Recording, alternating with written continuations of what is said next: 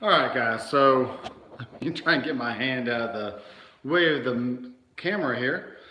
I am in the studio today doing some painting. As you can see here in the booth, I'm trying to get a darker color in the booth, probably a lighter gray on the walls, and we just did a double coat of white on the ceiling here. But besides paint and drywall and all the normal stuff that it takes to make a room, what defines an actual recording studio or just a studio of any point? You know, do you have to have a certain mic pre-owns? Do you have to have a certain computer? Do you have to have a certain interface? And I'm going to say, I'm going to go ahead and define what I think it is first. And then you can let me know down in the comments what you think it is. But to me, a studio, I mean, it doesn't just have to be a recording studio. It could be a dance studio. It could be an art studio, a recording studio, any kind of term studio. And to me, a studio is just a place that you can go off on your own, and you can create any kind of art that you want to. Now for a dance studio, you probably want maybe some mirrors on the wall so you can kind of see yourself dancing, make sure your posture is correct, and all your moves are to the beat and all that stuff. Maybe if you have an art studio, you have plenty of canvases around, lots of paint brushes, paints, pastels. Maybe you're doing photography, like a photography studio. You want to have some nice lighting, some nice backgrounds, some nice, some decent camera gear. And I know some photographers, they have their studio literally in their garage. So if a garage can be considered a studio, then pretty much anything can be considered a studio, as long as it's a place that you can go to be creative. Now, for my purposes, I'm going to have a separate video coming out very soon. I'm probably going to shoot it tonight and then release it maybe tomorrow or even Monday. But I've been in a temporary studio the last few months, while the actual space that I'm going to be creating music and collaborating with other artists and recording and mixing and mastering and all that stuff, I'm in a temporary place. Well, this room right here, you got the vocal booth and all the different stuff. I had to be in a temporary place, while this was being done. And, to me, it's like, all right, there's a certain point to where it's just a room with a bunch of gear in it. And maybe that's you out there watching this. Maybe you feel like, do I really have a studio? I mean, it's just really a room with like some random recording gear. Maybe you have a computer and an interface, maybe some studio monitors and a microphone, and you got a pair of headphones, and that's really about it. Can you call yourself a studio owner? There's just all kinds of definitions out there. But like I said, you let me know what you think down in the comments. Let's go over some things that you might want to have in a recording studio, and maybe that will help properly define it for you. First thing that I would do is definitely get some acoustic treatment in your room.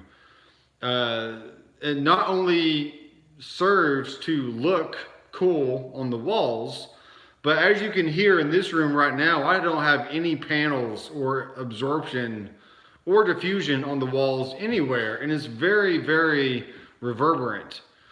And this is not really the kind of place that you want to work in, because this is very loud and the sound is not controlled at all. So that's number one. You want to be able to have some kind of acoustic panels on your walls, whether that's at the first reflection points, either to your left or to your right. Have something on the so that way you're kind of harnessing some of the bass response and just broadband frequencies. You definitely want bass traps in the corners. That will help cut down on a lot of the bass rumble and just control the bass response in your room. So if you're in a just normal bedroom and you don't have any acoustic treatment at all, I highly suggest going to either Sweetwater, or there's many sites online that provide acoustic panels for reasonable cost. Or you can just go to Lowe's and buy some wood and some Owens Corning 703 or any kind of insulation. You can see the insulation I have right here. See that right there? There's some insulation in the wall there. So something similar to that, and just stuff those in your frame. Maybe wrap it with some nice burlap or any kind of material that's somewhat breathable. And now you have an acoustic panel that you can either hang on the wall, maybe set it diagonal in the corner to act as a bass trap and all that stuff. Number two, what you're going to want in a recording studio is some kind of audio interface. Now, some people, they just have a laptop and they're okay just plugging in some headphones into the headphone jack. And maybe you're just creating music, but not really recording anything. And for you guys, that's probably pretty good. But for the other 90% of people that actually record with live microphones and want different headphone mixes and all that stuff, you're going to need some kind of audio interface to connect everything to. So you're going to plug maybe 2 microphones into a 2-input interface, or maybe you have a 4-input or an 8-input interface, depending on how big or how many inputs you actually need at one time. You might be recording drums and you just need at least 8 inputs. Or if you're recording a full band, you might need a little bit more, maybe 12 to 16 inputs, depending on the size of the drums, how many other microphone inputs that you need. And you also need to think about headphone mixes. How many headphone outputs does the interface have that will allow you to send different headphones out to the different performers?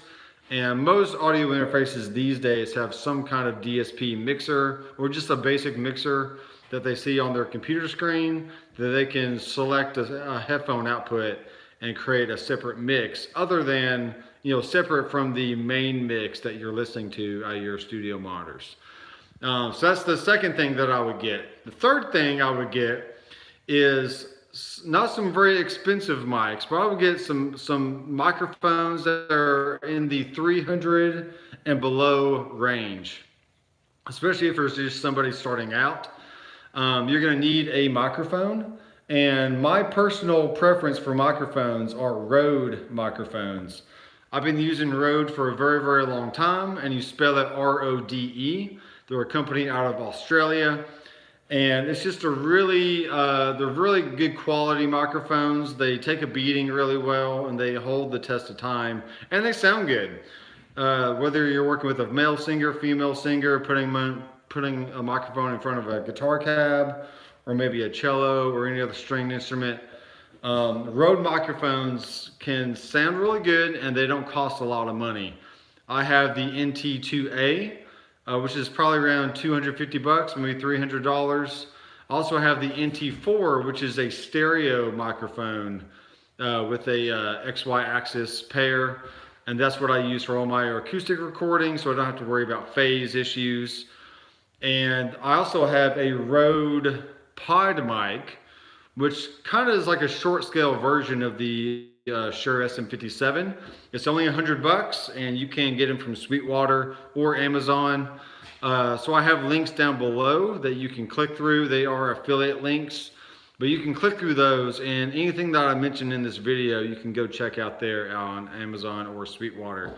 So let's recap a few things. You need acoustic panels first, an audio interface, and then some microphones, preferably 300 and below. So I'm going to make this a little bit quicker. But after that, after the microphones, you're probably going to want some kind of a pair of headphones or a pair of studio monitors. So a decent pair of headphones, you can get some from Tascam, from Audio Technica, from Sennheiser, and anything within the $100 range are plenty good enough to track with, to mix with. And I mean, you can spend a little bit more if you want to. You can go to the $200 to $300 range. But really the $100 price point, or even below that, I think the Audio-Technica M pairs and still not break, $300, especially if you're working with 2 or 3 people at a time. Each of you are going to want some headphones, okay? And then on after headphones, you want to start looking into studio monitors. And I recently bought a pair of RCF monitors. I'll leave a link down below after this live stream is over. And you can get a pair of the 6-inch versions for $400, which I thought was a really good deal. And I was wanting to get some more, some different kind of speakers anyway, just to try something else out. Because I've had my KRK V8s for probably 17 years now. And it's just a really long time. So I wanted to try out something different. So after that, as long as you got the acoustic panels, the interface, the microphones, the headphones, and the speakers, I would say you have a pretty decent studio at that point. And obviously you're going to need some kind of software to record all your audio into. Reaper is free for the most part. There is a free trial that you can just use forever, basically, if you want to. There's PreSonus Studio, not Studio Live, PreSonus Studio One. There's Apple Logic. If you're a Mac user, that's only $200 for Logic. And you get a lot of bang for your buck with the Logic software. And my personal favorite, not because I work for them, but I do really like this software, is Harrison Mixbus 32C. It's basically a console on your screen that gives you the workflow of working on a real live console. And all the editing functions are really easy to learn, and you can do a lot with just a few tools there that you have on your screen. So that's the software side of things after you have all the other stuff. Some people start with the computer and the software and then just start adding other things, and that's perfectly fine. But if you're worried about really expensive audio interfaces and microphones, before you even consider acoustic panels, I need you to stop and look around your room and think about adding some bass traps in the corners, some panels at the first reflection points. And then once you start adding your speakers and your microphones and all the other stuff, I think you're going to hear things a lot clearer in your room versus trying to go out and buy a $1,000 mic and then wonder why your recordings and your mixes still don't sound all that great. It's because you don't have a treated room that's controlling the frequencies bouncing around in your room and causing you to hear things that aren't really what's going on in the room. You're perceiving it different. So I'm going to get off here, guys. I have a ISO booth to paint. But thanks, guys, for watching. Anything that I mentioned in this video, be sure to check those out at Amazon and Sweetwater. Once again, they are affiliate links, so anything you buy through those links, I get a small commission from that, and that just goes to help support what I do here on the channel. And as always, be sure to check out drmcfarlandstudios.com, where I provide backing tracks and other educational courses so you can learn music theory, stuff about the head rush pedal board, and also recording. So thanks, guys, for watching. I am Dr. Mcfarland, and I'll see you in the next video. Keep rocking.